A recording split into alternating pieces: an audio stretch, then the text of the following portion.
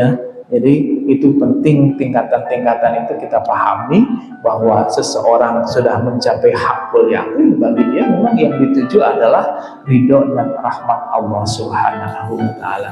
Jadi itu pentingnya ilmu itu yang menjadikan cahaya kita kesulitan, kadang-kadang bingung, kadang-kadang galau karena kurang cahaya, kurang penerangan.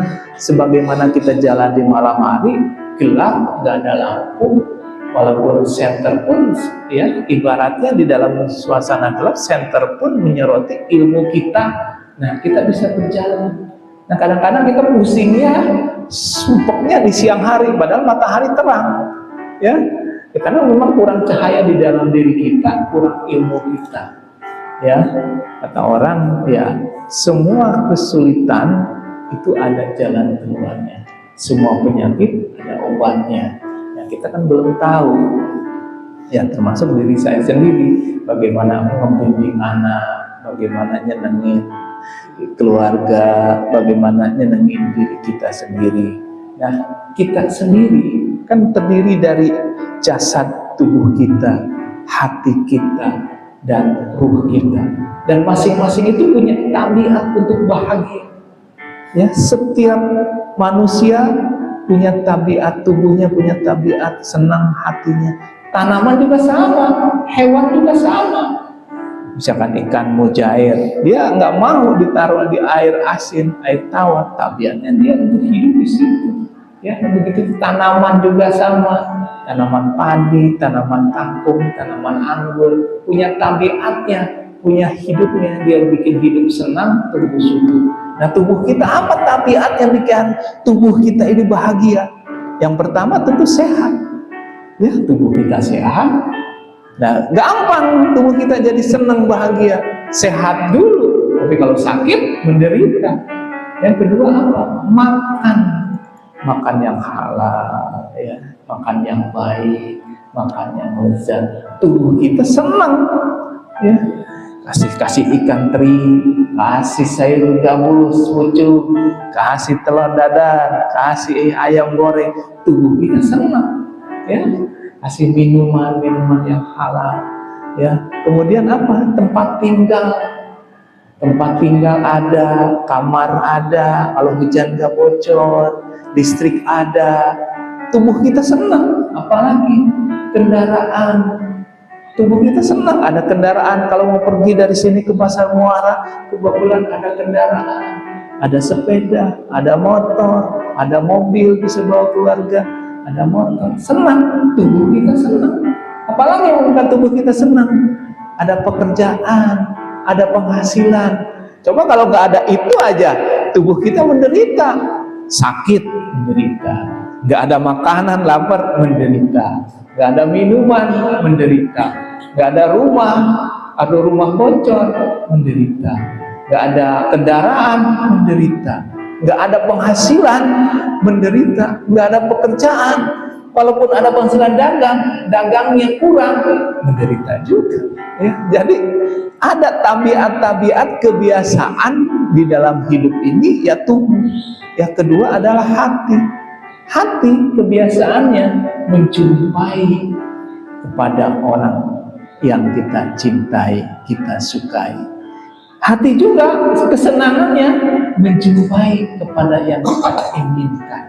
Nah, hati kita suka sama beda jenis, suka sama wanita, senang ketemu hati senang.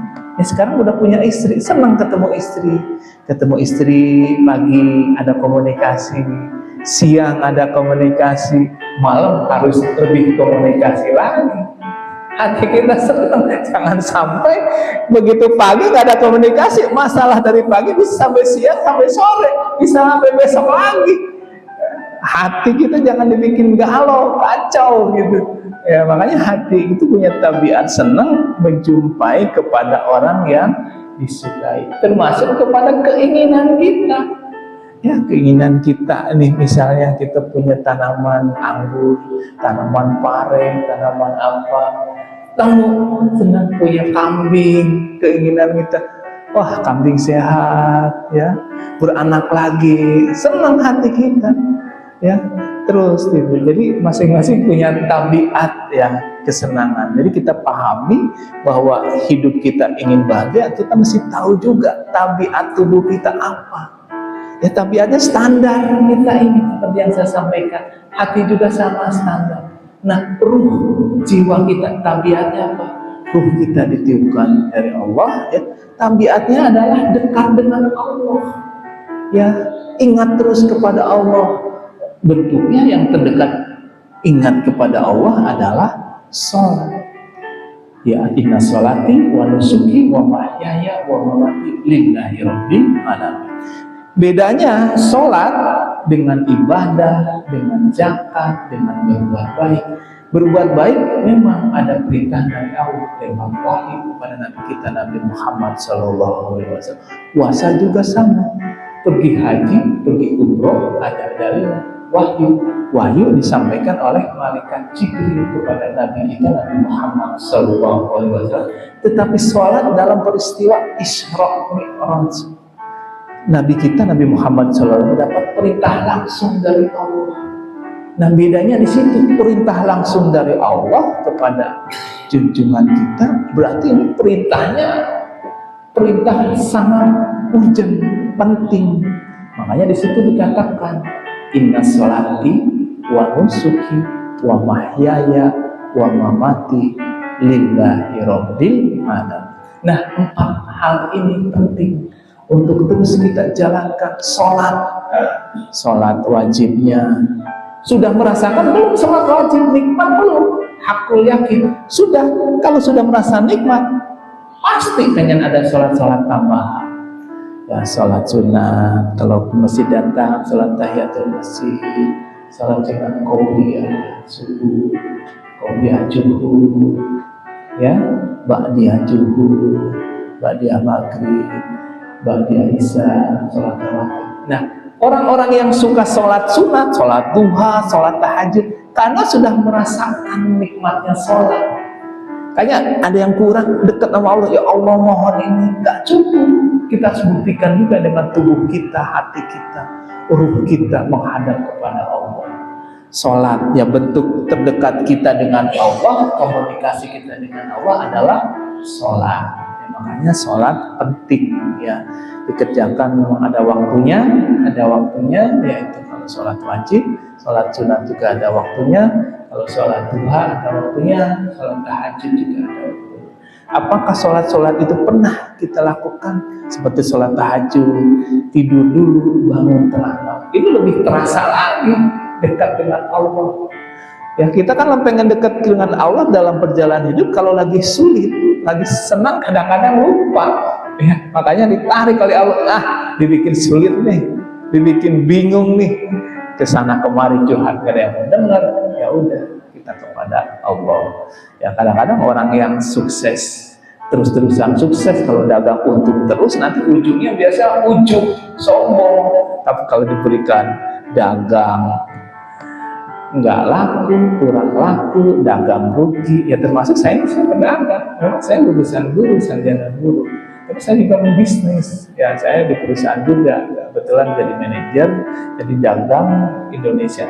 Ya, kalau bagus ya kita kemana-mana, pergi ke luar negeri, dapat hadiah. Kalau lagi rugi, ya sabar ya, tidak kemana-mana gitu.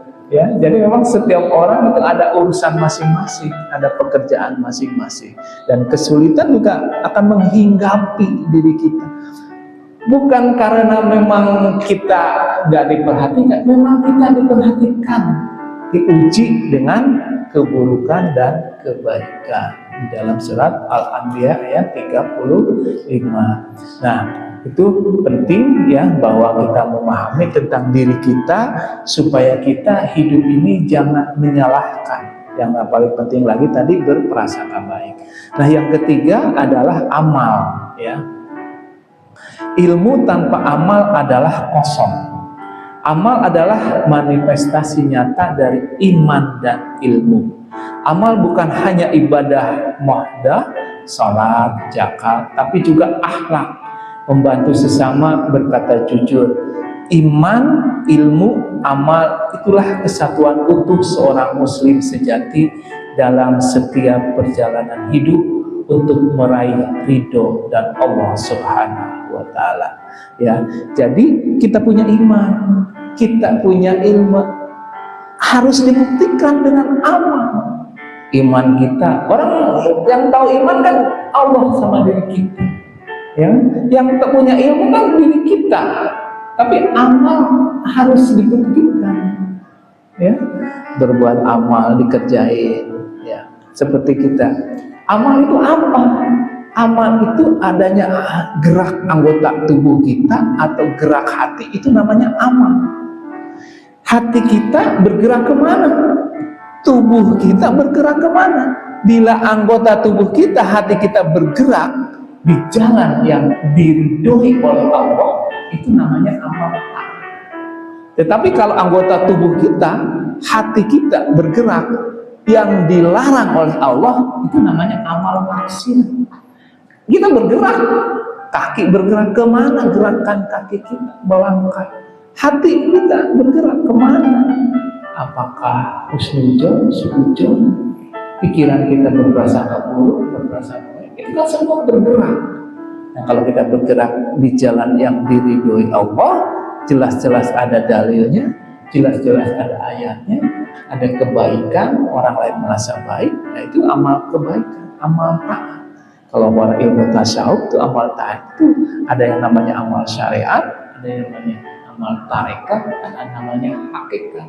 Nah, amal syariat kita penting memahami amal syariat. Amal hakikat kita penting. Hakikat semua Allah yang menentukan tentang diri kita. Kita hidup senang, hidup susah, dimudahkan, disulitkan. Hakikatnya dari Allah. Syariatnya yang menjelaskan. Jadi syariat itu yang menjelaskan kejadian. Orang meninggal, hakikatnya memang udah waktunya. Tetapi syariatnya masih dijelaskan. Ada orang meninggal, kenapa? Kan ditanya. Sakit sakit. Nah itu syariat. Jadi syariat itu menjelaskan, kalau hakikat yang menentukan adalah Allah. Makanya kalau kita berbicara dengan orang komunikasi, dia memang udah ada ilmu syariatnya, udah ada ilmu tarekatnya, ilmu hakikatnya, jadi gampang. Apalagi sudah memahami ilmu hakikat, bahwa semua yang terjadi pada diri kita sudah diizinkan oleh Allah. Dagang lancar, Allah mengizinkan. Ini lagi seret dagang, Allah izinkan. Ada hikmahnya. Ya, ini pedagang, saudagar, banyak pedagang. Saya juga pedagang, banyak pedagang, petani. Semua yang bekerja macam-macam. Kadang-kadang kita pengen hidup ini untung, dapat kebaikan, ya. Karena memang doa kita juga sering, Rabbana atina fid dunya hasanah